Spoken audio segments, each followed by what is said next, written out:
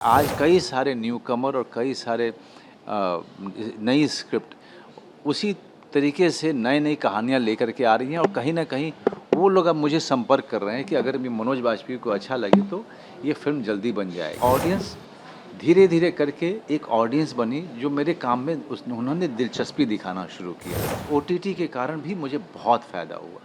अब मेरी फ़िल्में ओटीटी पे अगर थिएटर में नहीं जा रही है तो ओटीटी पे बहुत बड़े स्तर पे रिलीज़ होती है। कैसे डायनामिक चेंज कर रही है बॉलीवुड का? अरे पता नहीं मुझे कि ये क्या डायनेमिक चेंज हो रहा है, लेकिन किसी भी हेल्दी इंडस्ट्री की सबसे बड़ी पहचान होती है कि वहाँ पे हर तरीके की फ़िल्में बने, हर तरीके के टैलेंट को मौका मिले और हर तरीके की फ़िल्म आप दर्शक को तक लेके जाएँ। क्योंकि हम अंततः सारी फ़िल्म का मकसद ये होता है कि हम ना सिर्फ हम पैशनेटली उस कहानी को बनाएँ जो जिससे हमें लगाव है, बल्कि हम उसको एक ख़ास नंबर ऑफ़ ऑडियंस तक भी लेके जाएँ। तो जब लोग अलग-अलग तरीके की फ़िल्में देखते हैं, उससे हमारी अ, इंडस्ट्री और हेल्दी होती है। वहाँ पे हर तरीके के लोगों के पास काम होता है और हर तरीके की फ़िल्म को अपना ऑडियंस मिलता है और जब ऑडियंस जब मिलती है, तो ज़ाहिर-सी बात है कि हर फ़िल्म उस तरह की फ़िल्मों को बनाने के लिए और भी लोग आगे आते हैं। तो ये लगातार flow of creativity, flow of money uh, ये चलता रहता है, वो रुकता नहीं है। इसमें अर्चिता अग्रवाल है। मेरे ख़्याल से अर्चिता अग्रवाल की पहली फ़िल्म है ये और उनको तो चांस कन्नू बैल ने दिया है।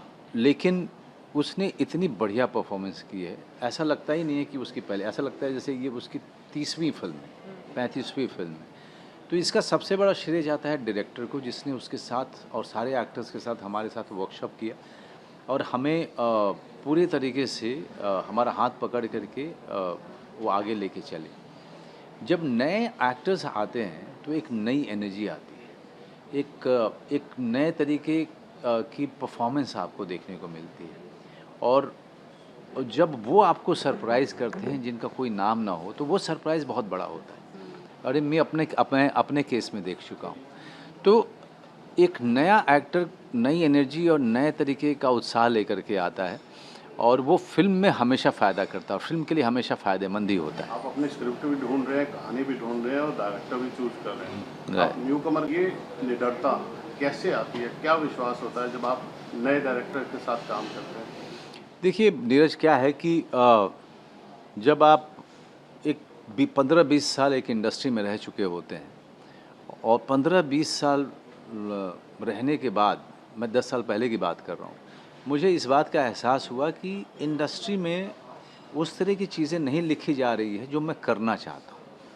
उस तरह के डायरेक्टर्स मुझे नहीं मिल रहे हैं जो मेरे ऊपर में पूरा भरोसा कर पाएँ या कोई नई चीज़ मुझ तक लेके आ पाएँ। हमेशा वो सिर्फ़ मेन स्ट्रीम की फ़िल्में या उनमें विलेन का रोल। तो मुझे इस बात से बड़ी नफ़रत होती थी कि यार मतलब विलेन का ही रोल क्यों? कोई और रोल क्यों नहीं? क्या हम कोई और कहानी नहीं लिख सकते? तो मुझे वो लोग ढूँढने थे जो मुझे लेकर के अपनी फ़िल्में सोचें या कहानियाँ सोचें। तो उसके लिए मुझे डायरेक्टर ढूँढने थे।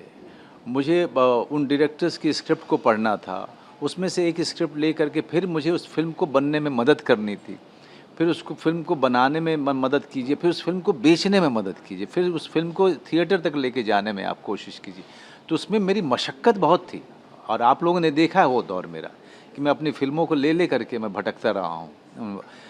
तो आज उसका फ़ायदा हो रहा है मुझे कि आज कई सारे न्यूकमर और कई सारे नई स्क्रिप्ट उसी तरीके से नई-नई कहानियाँ लेकर के आ रही हैं और कहीं न कहीं वो लोग अब मुझे संपर्क कर रहे हैं कि अगर मैं मनोज बाजपेयी को अच्छा लगे तो ये फ़िल्म जल्दी बन जाएगी। वो उसका कारण सिर्फ़ ये हुआ है कि ऑडियंस धीरे-धीरे करके एक ऑडियंस बनी जो मेरे काम में उन्होंने दिलचस्पी दिखाना शुरू किया और आज वो ऑडियंस की संख्या बहुत बड़ी हो चुकी है। ओटीटी के कारण भी मुझे बहुत फ़ायदा हुआ। अब मेरी फ़िल्में ओटीटी पे अगर थिएटर में नहीं जा रही है तो ओटीटी पे बहुत बड़े स्तर पे रिलीज़ होती है। अब बंदा हो या जोरम हो या भैया जी। गुलमोहर हो या भैया भोसले हो, ये सारी फ़िल्मों के अगर आप व्यूज़ देखेंगे तो आप दंग रह जाएँगे।